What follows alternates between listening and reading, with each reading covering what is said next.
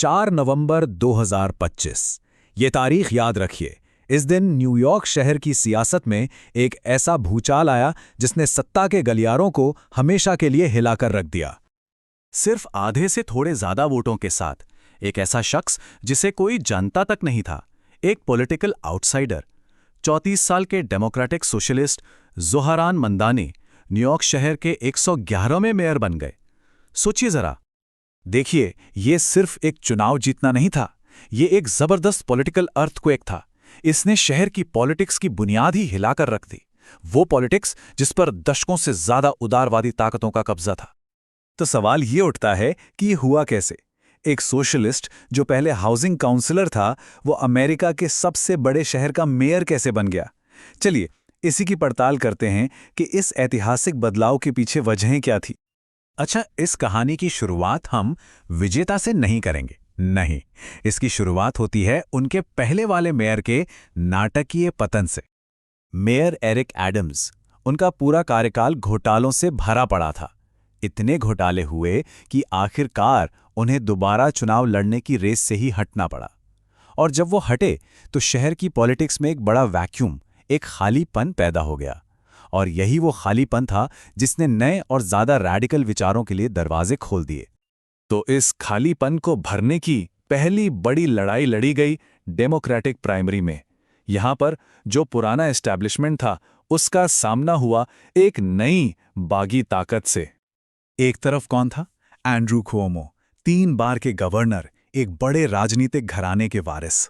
और दूसरी तरफ ज़ोहरान ममदानी, एक असेंबलीमैन जिन्हें शहर में कोई खास जानता भी नहीं था। मतलब ये तो बिल्कुल डेविड और गोलियत वाली लड़ाई थी। और नतीजा, ममदानी सिर्फ जीते नहीं, उन्होंने पूर्व गवर्नर को पूरे 13 पॉइंट के बड़े मार्जिन से हराया।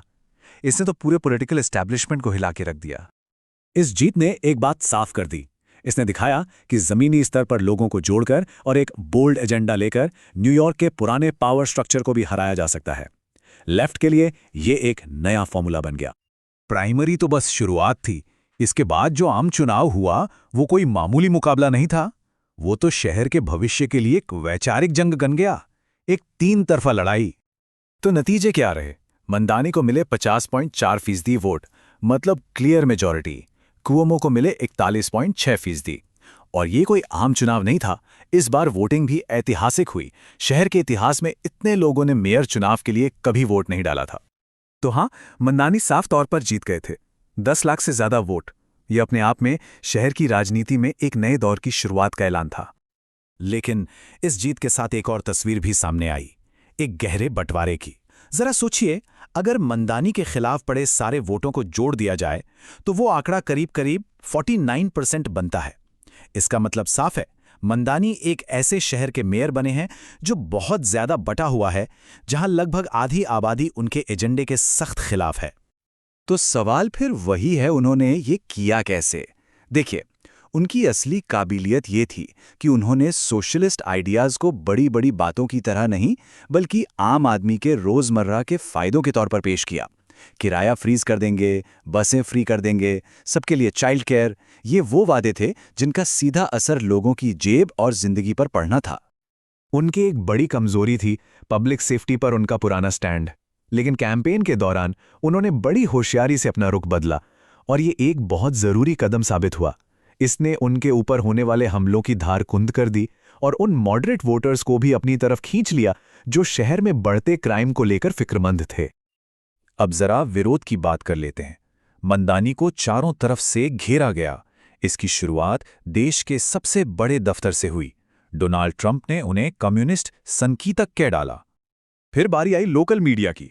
न्यूयॉर्क पोस्ट जैसे अखबारों ने तो स्कैम दानी जैसा नाम देकर एक नेगेटिव कैंपेन ही चला दिया। और सिर्फ इतना ही नहीं, वॉल स्ट्रीट जर्नल जैसे बड़े अखबारों ने भी हेडलाइन लगाई, न्यूयॉर्क आपको चेतावनी दी गई है। मतलब शहर का पूरा फाइनेंशियल और मीडिया एस्टैब्लिशमेंट उनके खिलाफ एक हो गया था। माहौल ऐसा बनाया गया कि जैसे उनकी नीतियां शहर को तबाह कर देंगी। तो चलिए अब इस जीत के असली मायने समझते हैं और देखते हैं कि ममदानी के सामने अब पहाड़ जैसी कौन सी चुनौती खड़ी है। अपनी जीत के बाद जो स्पीच दी, उसमें उन्होंने भारत के पहले प्रधानमंत्री जवाहरलाल नेहरू की मशहूर ट्रस्ट विद डेस्टिनी स्पीच को कोट किया। ऐसा करके उन्होंने एक बड़ा संदेश दिया। उन्होंने अपनी जीत को सिर्फ एक पॉलिसी की जीत नहीं बताया, बल्कि इसे एक ऐतिहासिक आज़ादी की तरह पेश किया, जैसे न्यूयॉर्क पुराने दौर से निकलकर एक नए दौर में कदम रख रहा हो। लेकिन उनके बड़े बड़े वादों के रास्ते में एक बहुत बड़ी रुकावट है। इसे कहते हैं अल्बानी बॉटलनेक। आसान भाषा में इसका मतलब यह है कि न्यूयॉर्क शहर के मेयर अपने दम पर हर फैसला नहीं ले सकते, खासकर पैसे और टैक्सेस जुड़े मामलों में। उन्हें राज्य की सरकार से मंजूरी लेनी पड़ती है, जो अल्बानी में बैठती है।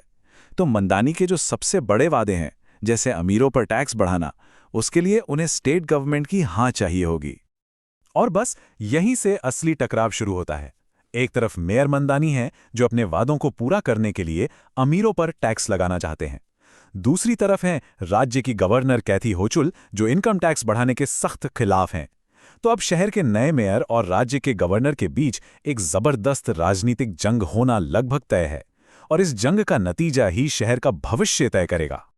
तो आखिर में सवाल यही बचता है, मंदानी के मूवमेंट ने न्यूयॉर्क शहर तो जीत लिया, पर क्या वो राज्य को भी जीत पाएंगे? उनके पूरे कार्यकाल का भविष्य इसी एक सवाल के जवाब में छिपा है।